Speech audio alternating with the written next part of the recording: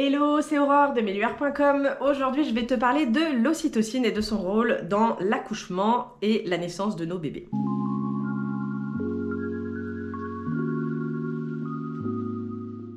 L'ocytocine, c'est ce qu'on appelle communément l'hormone de l'amour. Clairement, elle est présente tout le temps dans notre vie. Dès que tu fais un câlin à quelqu'un, tu sécrètes de l'ocytocine. Ce qui va se passer pendant l'accouchement, c'est que là, ça va être un bombardement d'ocytocine. Là, tu vas t'en prendre des quantités colossales.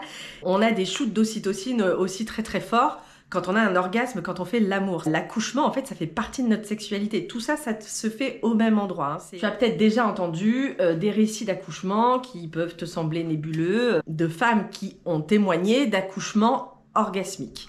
Et ben, ça s'explique parce qu'en fait, l'ocytocine, c'est l'hormone qui est engagée pour la naissance, mais c'est aussi l'hormone qui est engagée lors des orgasmes et des relations sexuelles. Tu as peut-être aussi lu ce conseil d'avoir recours à la masturbation pour gérer la douleur, pour augmenter justement cette sécrétion. La stimulation du clitoris va énormément favoriser la sécrétion d'ocytocine et va aider à gérer la douleur. Quand tu arrives en fin de grossesse, que tu en peux plus, que tu as envie que la naissance arrive, voire que tu es en train de dépasser ton terme, on te recommande de faire l'amour. Pourquoi? Parce que ça va sécréter plein d'ocytocine et que ça peut déclencher ton accouchement.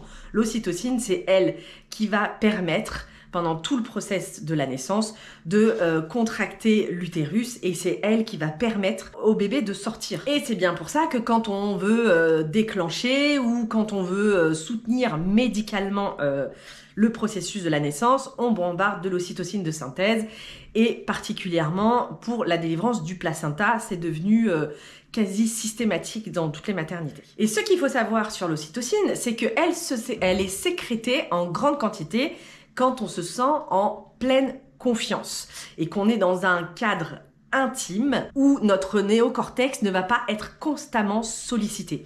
Tous les mammifères s'isolent pour donner naissance. On a toujours fonctionné comme ça. À travers l'histoire, les naissances, c'est la femme qui accouche avec une femme qui l'accompagne. Culturellement, il n'y a jamais trop eu le mari aux côtés des femmes.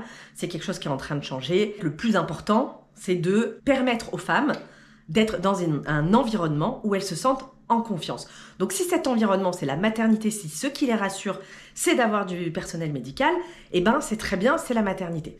Ça tombe bien, c'est le paradigme dominant de notre culture.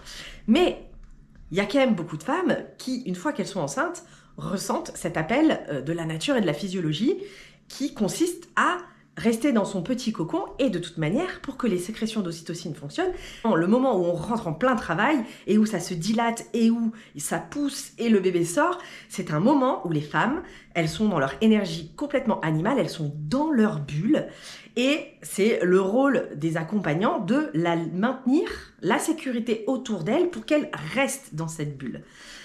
C'est pas le moment de venir lui demander tout et n'importe quoi, ou voire d'aller lui foutre des doigts dans le vagin pour aller voir si ça se dilate. La problématique aujourd'hui, c'est que tous les protocoles qui sont mis en place en maternité dans notre société française, elles vont venir interrompre ce processus naturel et elles vont sortir les femmes de leur bulle et les ramener constamment à leur néocortex. Et ça va entraver tout le processus physiologique de la naissance.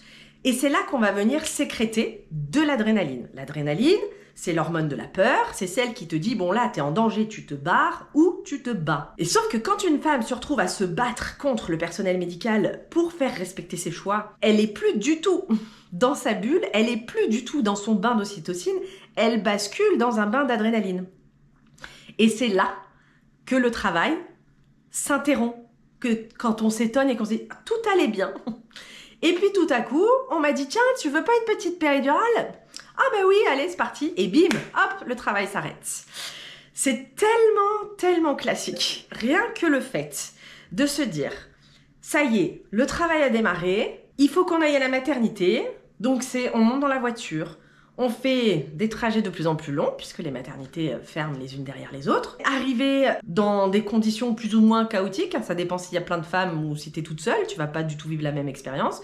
Ça va dépendre de l'équipe qui est là, et de son respect de la physiologie, du respect du choix des patientes ou pas, que ce soit les sages-femmes ou que ce soit les gynécos qui sont d'astreinte à ce moment-là. C'est systématique, on te pose un cathéter quand t'arrives, donc rien que ça, mais ça y est, t'es dans ton néocortex, t'es plus dans ta bulle d'ocytocine. Donc tu vas avoir ton process qui va être interrompu et il va falloir s'y reconnecter et y retourner. Après avoir eu le monitoring, après avoir eu le toucher vaginal, après avoir tapé la causette avec tous ceux qui sont venus te voir et te parler. Donc c'est là tout l'enjeu, c'est de pouvoir offrir à chaque femme l'environnement qui lui convienne. En France, on a une peur de l'accouchement à domicile qui est démesurée. Il y a des pays scandinaves, les Pays-Bas aussi notamment, où c'est favorisé. C'est-à-dire qu'on incite les femmes, c'est-à-dire qu'on considère en premier lieu que avoir un enfant, ce n'est pas pathologique, il n'y a pas de suivi aussi strict qu'en France, qui va amener son lot de peur qui va avec. C'est avant tout, d'abord, est-ce que vous voulez accoucher chez vous? Et sinon, ou s'il y a un contexte pathologique, à ce moment-là, c'est les maternités, mais qui s'apparentent plus aux salles de naissance, qui sont encore trop peu nombreuses en France. Quand tu plonges à corps perdu dans ton process naturel, la douleur devient parfaitement gérable. Et c'est quand on arrête de lutter, qu'on se connecte à la confiance qu'on a en nous, qu'il faut réussir à retrouver, parce que elle n'est pas évidente à garder quand même dans le contexte moderne autour de la grossesse et de la naissance. C'est quand même un sujet où les femmes ont été particulièrement dépossédées. On nous fait croire qu'on a besoin que quelqu'un nous accouche. Il faut se rappeler que c'est nous qui accouchons, toutes seules comme des grandes. Effectivement, quand tu te retrouves les quatre fers en l'air avec une péridurale et une ventouse pour sortir le bébé de ton ventre, oui, là c'est plus toi qui accouches, on est d'accord. Mais en fait, avant d'en arriver là, il y a tout un processus naturel que nous ne connaissons pas assez. Moi, il a fallu que je lise énormément, j'ai pris des programmes de formation, j'ai pu vraiment, à partir de là, décortiquer mon premier accouchement où j'ai pu voir toutes les étapes qui sont venues entraver le processus naturel de la naissance, et j'ai compris donc a posteriori pourquoi ça avait capoté. Dans un autre contexte, avec d'autres personnes qui m'auraient dit qui m'auraient conseillé d'autres choses que... Là, je me suis quand même retrouvée face à une sage-femme où je me disais, qu'est-ce que je peux faire à quel état? Je sais pas, marcher pour voir.